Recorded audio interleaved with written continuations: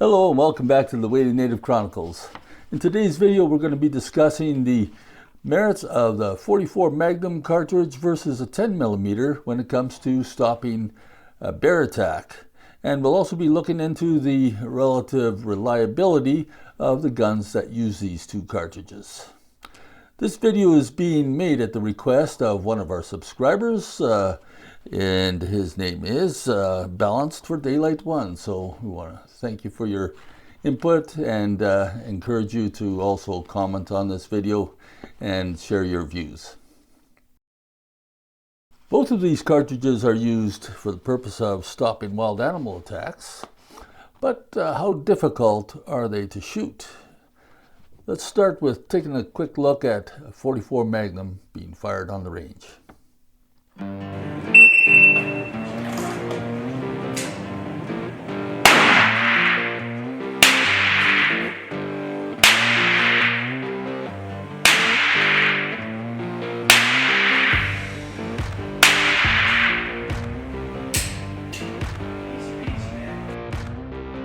The 44 Magnum, introduced in 1955, has been a popular cartridge for hunting and self-defense.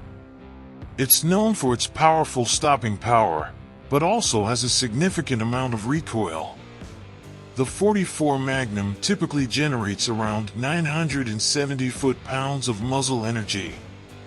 It's typically found in revolvers, which are known for their reliability and simplicity. On the other hand, the 10mm was introduced in the 1980s as a more powerful alternative to the 9mm. Basically equivalent to the .357 Magnum, which the 44 Magnum replaced, back in the 50s, it offers a good balance of power and control, with less recoil than the 44 Magnum. The 10mm typically generates around 550 to 650 foot-pounds of muzzle energy. It's typically found in semi-automatic handguns, which offer a higher capacity for ammunition and a faster rate of fire. However, semi-automatics can be more complex and susceptible to malfunctions compared to revolvers. If you are inclined towards the reduced recoil of the 10mm, you may want to also consider a .357 Magnum, since it is similar in terms of muzzle energy. Going that route, you will be trading away some magazine capacity for the greater simplicity and reliability a revolver provides. The choice is yours. One of the reasons, rarely mentioned, I prefer revolvers is their suitability for training. For anyone wanting to acquire serious handgun shooting skills, reloading your own ammunition is almost a must, in order to cut down on costs. Semi-automatics throw their brass everywhere and then you have to find it, likely losing some. With revolvers that doesn't happen. Also easier is the manner in which you can train. Remember, we are talking about handguns with substantial recoil and muzzle flash. For even the most stoic of individuals, there is a tendency for the shooter to develop a flinch. A flinch is something that often gets worse and worse over time and will seriously degrade your ability to shoot accurately. When this sets in, you can actually become more inaccurate than when you began practicing, something that can be extremely demoralizing. Revolvers provide a way to avoid this by catching the flinching habit in its early stages, since you can practice by only loading some of the chambers, then spinning the chambers before closing.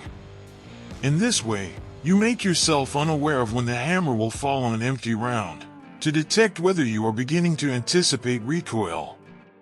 This important practice technique is nearly impossible to accomplish in the case of semi-automatics.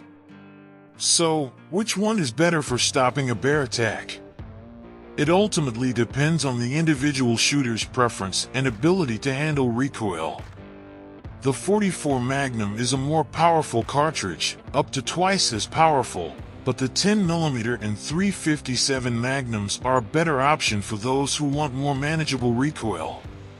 Revolvers and the semi-automatics have their strengths and weaknesses.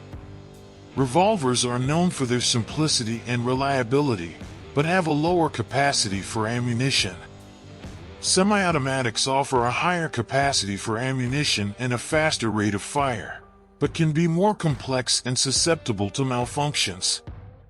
In conclusion, both the .44 Magnum and the 10mm are viable options for self-defense against bears and other large animals, the edge going to the .44 Magnum if you can learn to shoot it well. It's important to choose a cartridge that you are comfortable with and can handle effectively. And, of course, practice and training are crucial to ensure that you can make a well-placed shot if the need arises. Choose a firearm that you are comfortable with and that meets your specific needs in terms of capacity, rate of fire, and reliability. I hope you found this video useful, and as always, stay safe and happy shooting. Catch you next time. Hey, you know what? If you like this video, I think you're going to like this next one over here. So check it out, and if you've forgotten to subscribe, then while you're watching it, click subscribe there and click a like. It all helps us out on this channel.